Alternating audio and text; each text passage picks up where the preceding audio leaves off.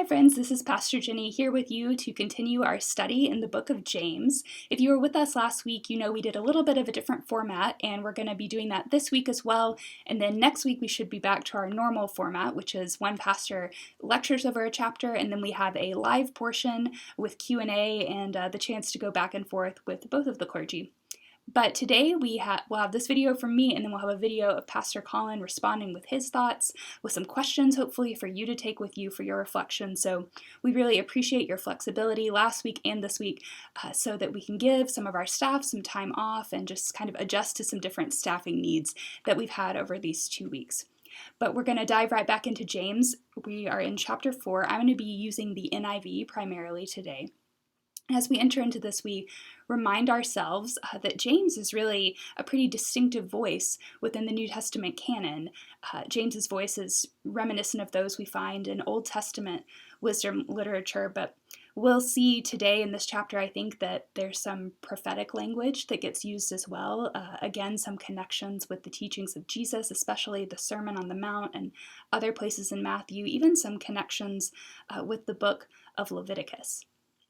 Now, a lot of commentators think, and I would agree, that verses 1 through 10 of chapter 4 are best taken in a chunk that starts with chapter 3, verse 13. So I'm not going to go all the way back and read from 3:13 on, but as you are doing further study on this on your own, I would encourage you to go back to 3:13, read through 4:10, and consider what those verses have to say to us all together. I am going to go ahead and move through 4, 1 through 10 in smaller sections, though, because there's so much to talk about as we move through there. So starting with verse 1 of chapter 4. What causes fights and quarrels among you? Don't they come from your desires that battle within you? You desire, but you do not have, so you kill. You covet, but you cannot get what you want, so you quarrel and fight. You do not have because you do not ask God. When you ask, you do not receive because you ask with wrong motives that you may spend what you get on your pleasures. Now, as we look at James, especially as we look at this chapter, we may start to think, okay, this is just sort of like these little segments that are pieced together, with these different directives, and there's not really one centralized argument there. That's typical for wisdom literature, but at the same time, I think that in these very first few verses, we can pick out some themes that we'll find if we dig a little bit below the surface, run throughout this entire chapter, and I think the rest of the book of James. So right from the very beginning of this little section, James starts to talk about envy. He starts to talk about covetousness, and you'll see that that's language that kind of gets repeated throughout this chapter. So I'm not going to say a lot about that right now, but I just want you to sort of keep that in mind as we go along. The connection between desire or covetousness and fighting and quarreling and warfare might seem kind of extreme to us, but that connection between passion or desire and war was pretty common for other moral writers at the time. So think Plato and writers like that. James has a lot in common, not just with the wisdom of the Old Testament, but also these sort of moral traditions, Greco-Roman traditions within other religious backgrounds.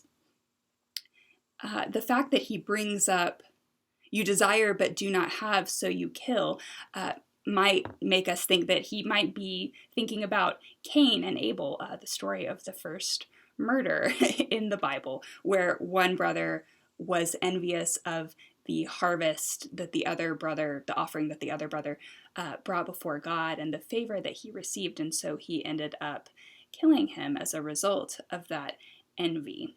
So it's not only this wider Greco-Roman tradition that James is drawing on, but also the history of the Jewish people. So we move on from there into verses 4 through 7. He says, "You adulterous people, don't you know that friendship with the world means enmity against God? Therefore, anyone who chooses to be a friend of the world becomes an enemy of God. Or do you think Scripture says without reason that he jealously longs for the Spirit he has caused to dwell in us, but he gives us more grace? That is why Scripture says God opposes the proud, but shows favor to the humble. Submit yourselves then to God. Resist the devil, and he will flee from you. If you grew up in 90s Christian culture, as I did, I feel like resist the devil and he will flee from you was on some t-shirts for sure. I don't know if anyone else remembers that. So James starts off here and he says, you adulterous people, you adulterers.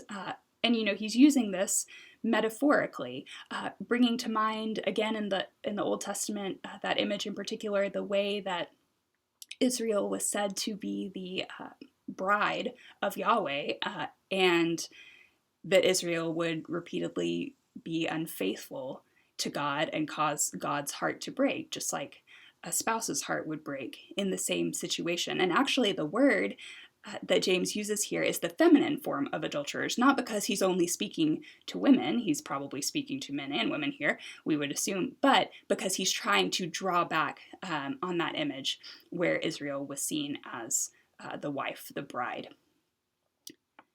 Don't you know that friendship with the world means enmity against God? Anyone who chooses to be a friend of the world becomes an enemy of God.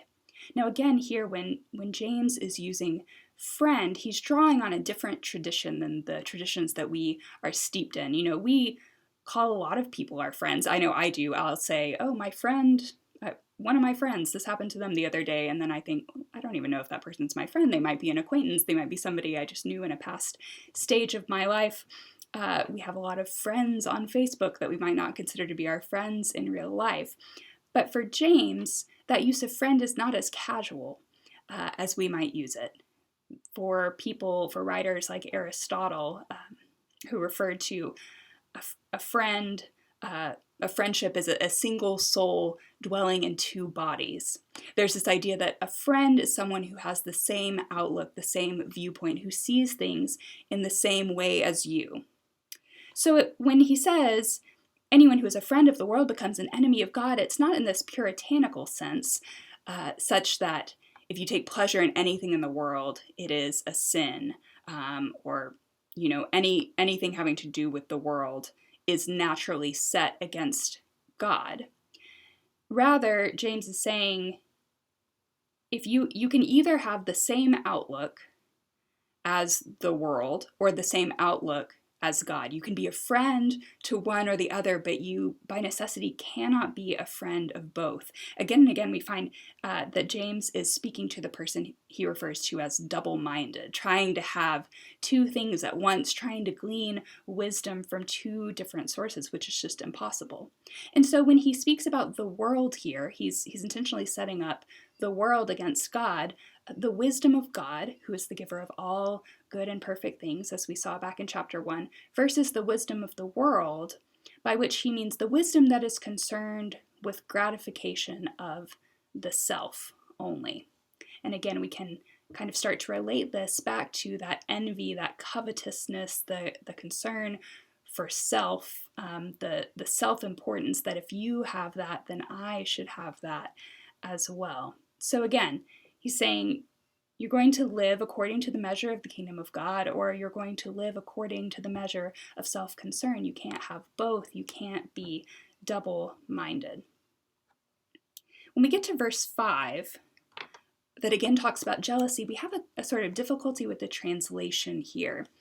The NIV here says, he, God, jealously longs for the Spirit he has caused to dwell in us.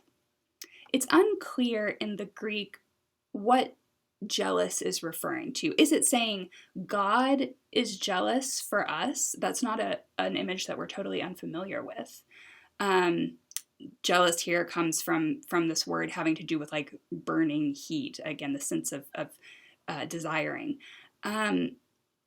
Or, so it could say God is jealous for us, or it could be saying instead, the question, is the Spirit that God made to dwell in us meant for envy?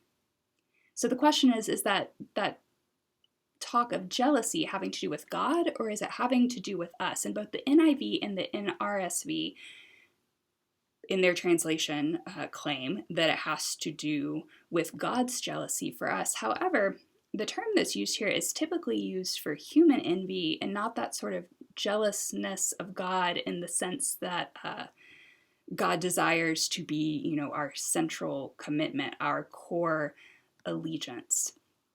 And so I kind of prefer that translation. I haven't delved as deeply into this as I would like, but that's just something you might want to do a little research on your own, or Colin might want to respond to this, I'm not sure. But the question of, is our spirit, the spirit that God has made to dwell in us, meant for envy, or is that some sort of distortion of our spirit? And that's an interesting question because of those other sources that I've been mentioning, these other traditions that James is a part of, these other Greco-Roman moralists, the way that they view envy. So those moralists would tend to define virtues as health, sort of metaphorically, and vices, or we would say sins, in terms of sickness. And so there was this kind of pattern of speech about envy as an illness. And they defined envy, or one person at least defined envy simply as a sorrow for something we do not have. Socrates, in that same tradition, is attributed as calling envy an ulcer of the soul. So envy then would be associated with what James is calling the wisdom of the world, the wisdom from below, the wisdom that tells us that we are what we possess, we are what we acquire, which would not be in tune with the wisdom that God gives, right? So it makes sense, going back to the beginning of chapter 4, that if we are sick with envy, if the illness of envy, the ulcer of the soul, is present among us, then we would necessarily be fighting and quarreling, we would be in competition and warring because resources are finite. And envy would lead us to compete for those finite resources, and it would lead to, war and murder and all these things ultimately that James names. It's also interesting to translate it this way, to talk about our spirits being envious rather than God being jealous for us, because of some apocryphal literature, the testaments of the 12 patriarchs, so that the 12, sons, the 12 tribes of Israel, that each one had this sort of testament. And this is apocryphal, meaning it's not part of the biblical canon as we have it, but it's actually obliquely referenced in other places in the New Testament, including in letters of Paul. And there's one of those, the Testament of Simeon, that describes envy as a spirit, actually, that dwells in us. And it says that envious spirit will only depart when we flee to God for refuge. So it's a really interesting connection, because then as we look at a couple verses down, James says, submit yourselves then to God, resist the devil, and he will flee from you. So that kind of draws us back, again, to apocryphal literature that's not part of our canon, but that probably would have been known to James's readers at the time, or I say probably, may have been known. It seemed to be known to other New Testament authors. And that envy is also associated with pride. If we go back a little bit to verse 6, God opposes the proud but shows favor to the humble.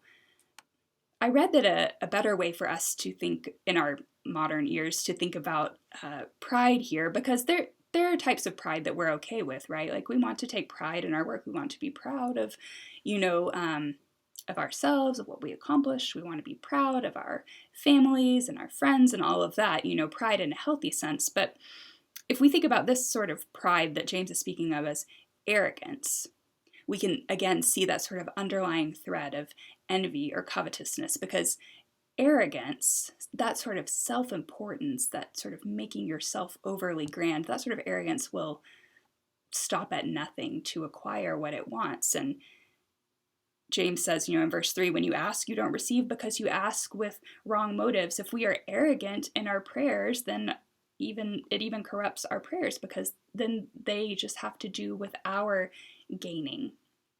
So that desire for God, that wisdom of God, is what draws us together for the good of community. That envious spirit, that desire only to gratify the self, is what ends up dividing us. So we move forward then, beginning in verses 8 through 10.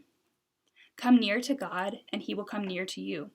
Wash your hands, you sinners, and purify your hearts, you double-minded. Grieve, mourn, and wail. Change your laughter to mourning and your joy to gloom. Humble yourselves before the Lord, and he will lift you up. At the beginning of kind of the outbreak of COVID-19 in our country, I saw a lot of church signs that quoted James 4:8 that said, "Wash your hands, you sinners." So it did make me laugh a little bit that we're reading this now. That washing of hands, though, here would really originally symbolize a purification, a sort of symbolizing innocence of those who were taking that action. Purify your hearts, again, you double-minded, you people who are trying to live two different ways at the same time, and as a result, not really doing either very well. That instruction to grieve, mourn, and wail may seem a little odd in the midst of all these instructions here, all these different thoughts.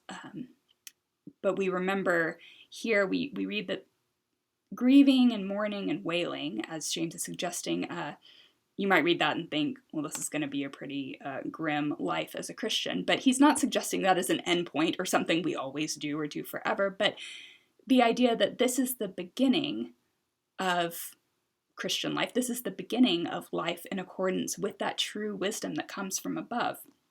So grieve here has the sense of affliction, but affliction that's taken upon the self. So afflict yourselves, abstain from luxury, abstain that you might learn what desires are actually controlling you that you might not even be aware of.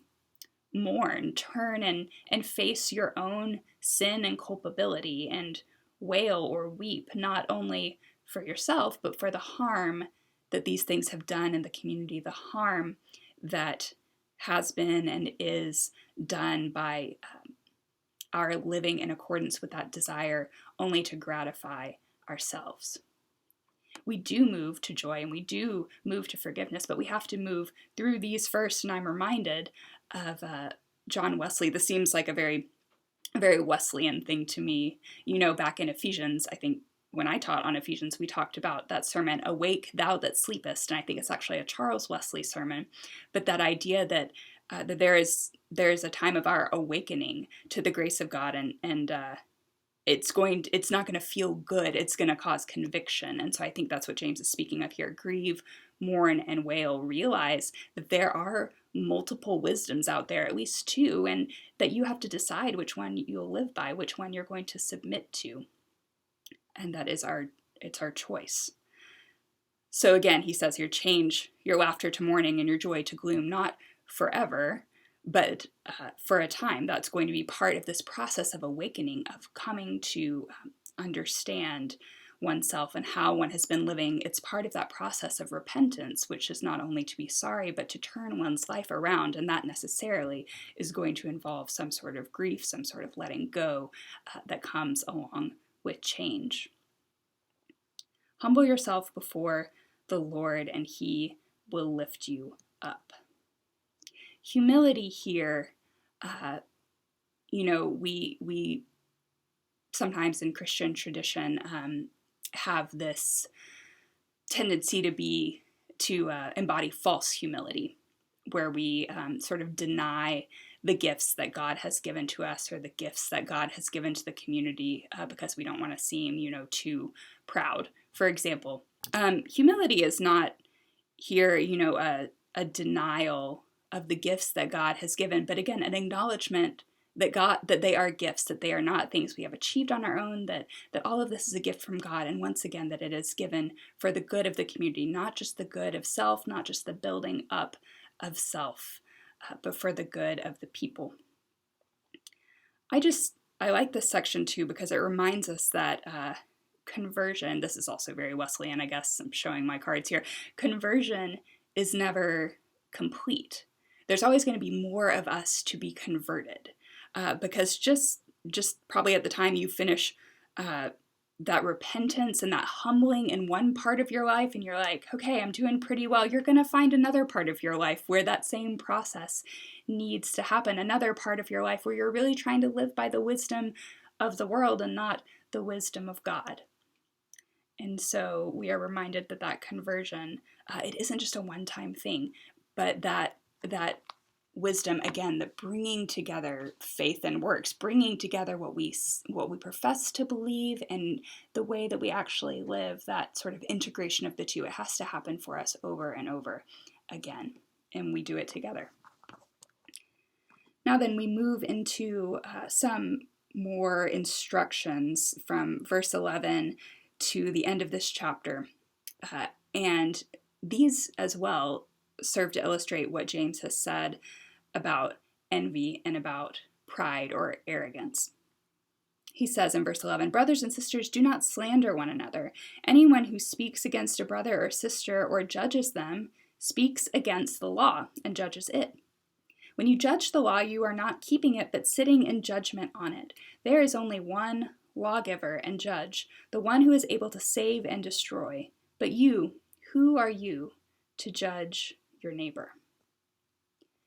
Now, slander, do not slander one another. Slander just means to talk about someone when they're not there to defend themselves, right? So in this instance, we may have different connotations with slander in different environments, but to talk about someone behind their back. And the Greek is kata laleo, so laleo, to speak, kata, against, so literally to speak against somebody.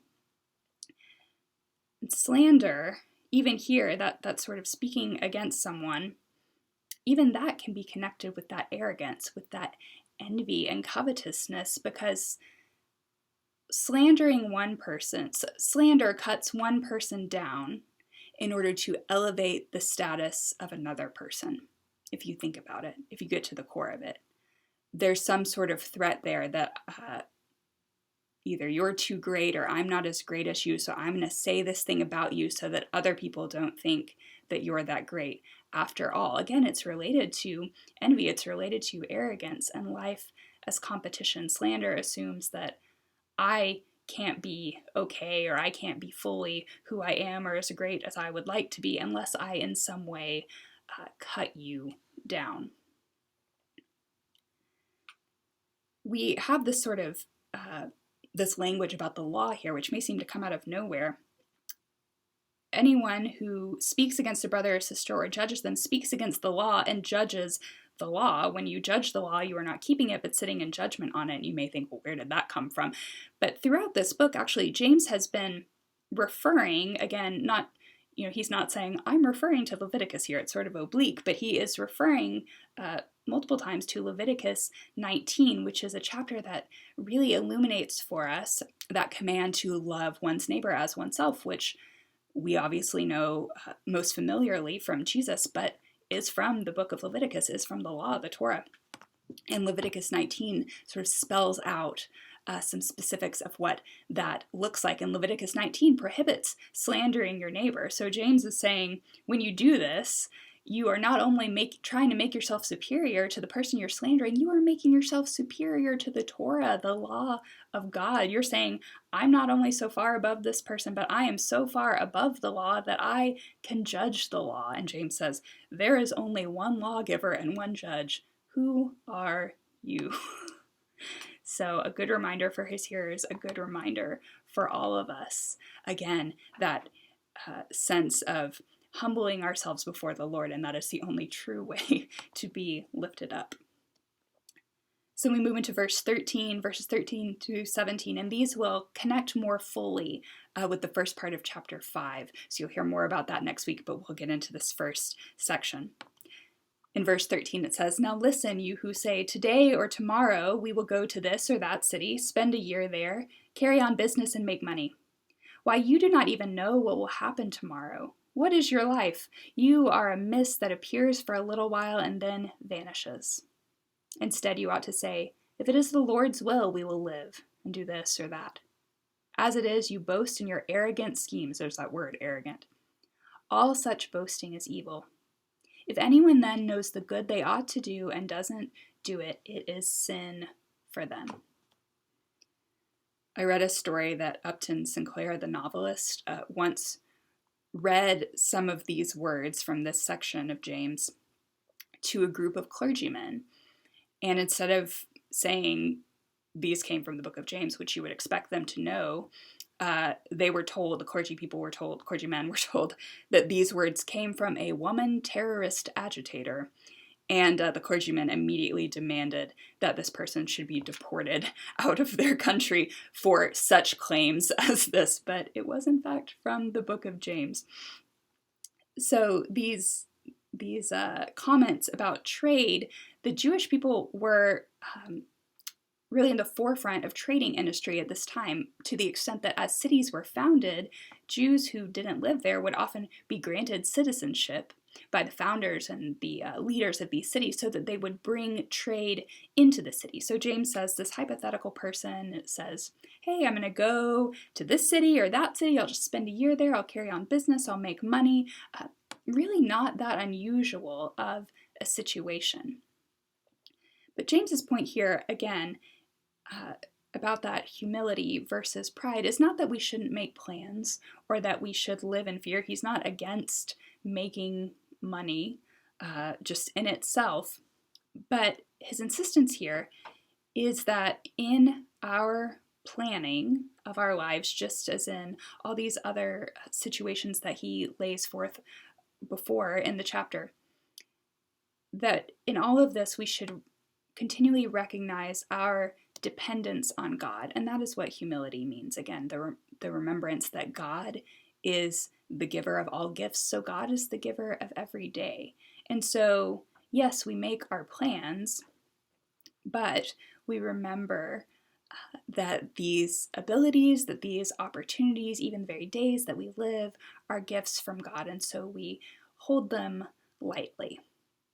We plan, but we hold the things lightly, and in all things we submit ourselves to the will of God. When he says, you are a mist that appears for a while and then vanishes, if you have read Ecclesiastes at all, you will be reminded of Kohelet, the author of Ecclesiastes, which is obviously a really important voice, again, in that wisdom literature. So this chapter of James, if we take it as a whole, sort of lays out for us that envy or covetousness and pride or arrogance are kind of two sides of the same coin. Because at any given time, we either have or we have not. And if we have, then it's likely that our tendency might be toward arrogance, that sort of pride that is not healthy. And if we have not, then our tendency might be toward an envious spirit. But I think what James does really beautifully in this chapter is reminds us of that and invites us to remember and to imagine that God does not operate simply within our understanding of a closed system of limited resources. That is the wisdom of the world. Again and again, James reminds us that God and the wisdom of God operate at a very different level. So friends, I hope that you heard a good word in these verses today, and we look forward to Pastor Colin's response and the thoughts and questions that he will bring for us to take with us today. Thanks so much for being here. Hey friends, thanks for being with us for Bible study today, and thanks to Ginny for insightful and helpful read through the 4th chapter of this letter of James. I think there's some really robust themes that I think capture a lot of what James has to say in the whole letter here captured in this 4th chapter, as we get some attention to desire and motive and envy and ideas of abundance and scarcity.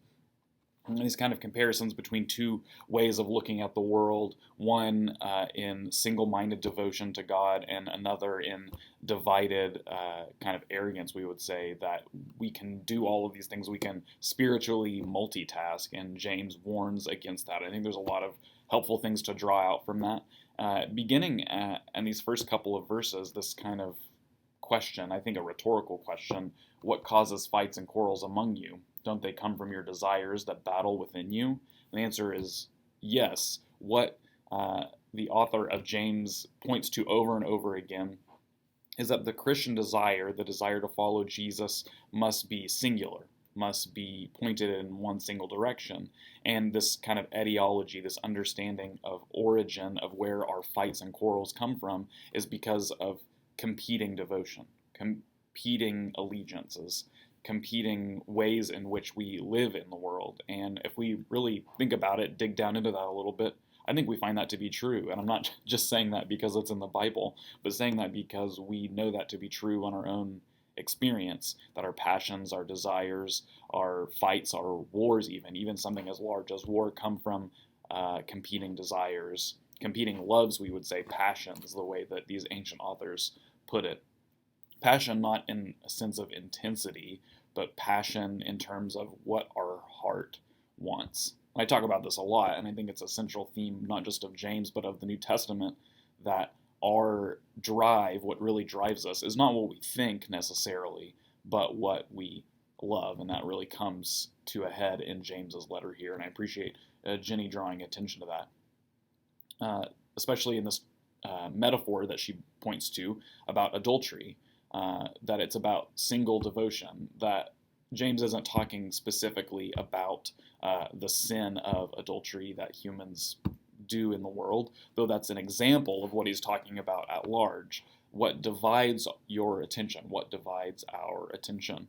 I would challenge you, if you have the time, that when we finish up the book of James next week, that then you would go on to maybe read the book of Matthew. I made reference to this in the first week that we were in the letter of James, that James, we think, probably had access, at least in an oral way, to Matthew's gospel, the teachings of Jesus through Matthew's account, and maybe try to find some comparison between the two, the teachings of Jesus and what James says here, if indeed this is James, Jacobos, Jesus's half-brother.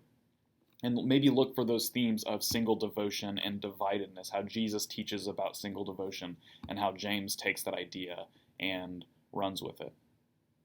I also didn't think about it until I heard Ginny teach on it, about this idea of a friend versus an enemy, and how friend, maybe we use it a little too cavalier these days, that we call someone a friend who may not necessarily be a friend in the strong sense. It reminds me of hearing a stand-up comedian saying that we use the words amazing and hilarious too often, that we use hilarious to talk about something that's mildly funny, and we talk about use the word amazing to talk about something that was just a little bit enjoyable, and maybe we should think about the word friend in the same way. Again, we see James in this particular passage talking about that single devotion, and maybe making reference to Jesus' own charge that we cannot serve two masters, or as James puts it, we cannot be a friend of God and also an enemy of God. We're a friend of God and an enemy to the wily ways of the world, and not the other way around, and we can't be a friend to both. And that's a challenging word, because I think if we sat in our own kind of reflection, we might discover those ways in which we are still friends to things that are indeed enemies of God. Might be a helpful exercise if you're keeping up with kind of the ministries of the church and ways we're trying to stay connected. Something that we introduced at the beginning of all this is triads, and I'm in a triad. And one of the things that we do together in a triad is practice a spiritual discipline together. And these past couple of weeks, my triad, we've been doing the difficult practice of truth-telling. And it's not just the truth-telling that you would encourage a child to always tell the truth, as my dad did to me, but truth-telling in terms of what does the scriptures say about who God is and about who I am? What does our religious devotion say about who other people are? To tell those truths and to say them out loud changes you on the inside. It might be helpful in that exercise to also say, tell the truth about how our devotion is divided.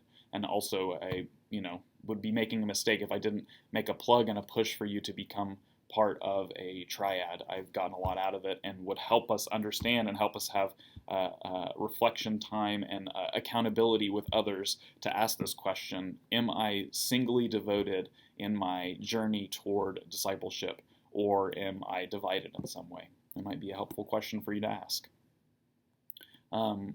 Ginny makes reference and then pointed for me to draw reference to it as well. God's jealousy for us. We sing it in a song, Oh, How He Loves Us. He is jealous for me. But I like how Ginny drew attention to how this could not necessarily just be referring to God's jealousy for us, but also our envy. And especially in context of this idea of single devotion to God, we're drawing attention to our own jealousy. And really, what is jealousy? What is envy?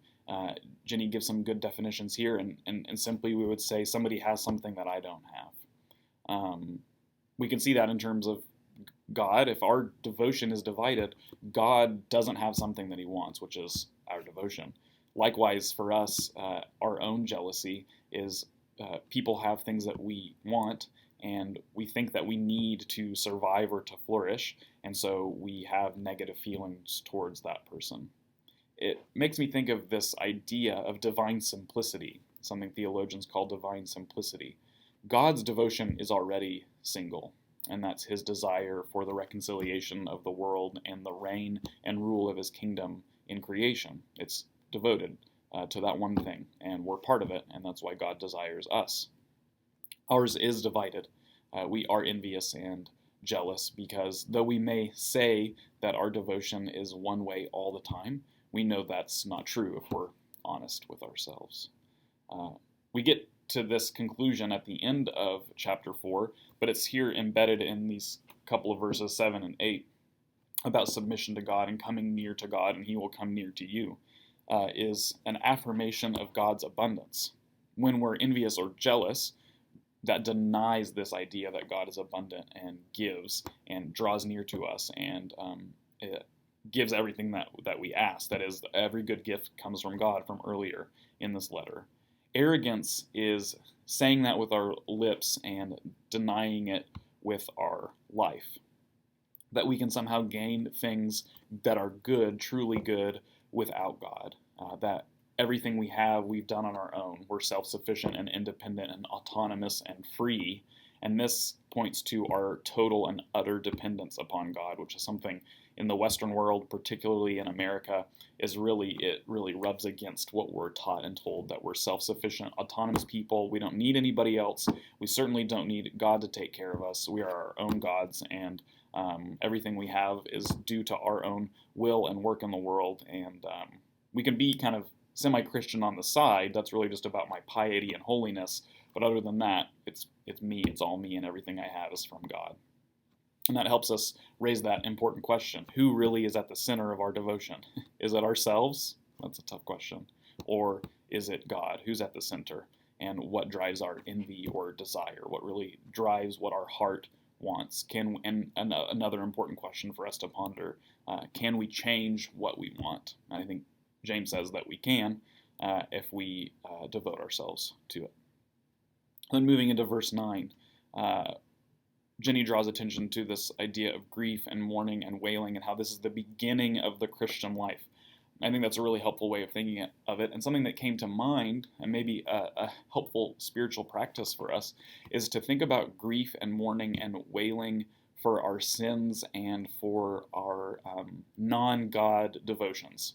So here's how I was thinking about it as I listened to Ginny teach, was to think about how maybe when I became a Christian, or those seasons where I feel like I've kind of lost my spiritual devotion and need to kind of recommit myself. Maybe if you were in a tradition where you were baptized numerous times, or you went to the front to give yourself to Jesus a number of times, all great things, but you think about those things like, oh, I used to do this, I used to do that, I used to think this way, I used to believe this way, I had this pattern or this lifestyle of sin, or however you want to frame it, that maybe a helpful way of moving into this new way of life is to actually grieve and mourn and wail for those things that you have to leave behind and lose. And do it in a sincere way. Grief and mourning and wailing are signs of finality, that something is dead and gone and going away. And we talk about, kind of pop psychology, the stages of grief, and how that helps us move on and helps us change and transform into people that you're not erasing that experience. You're not erasing that way of life.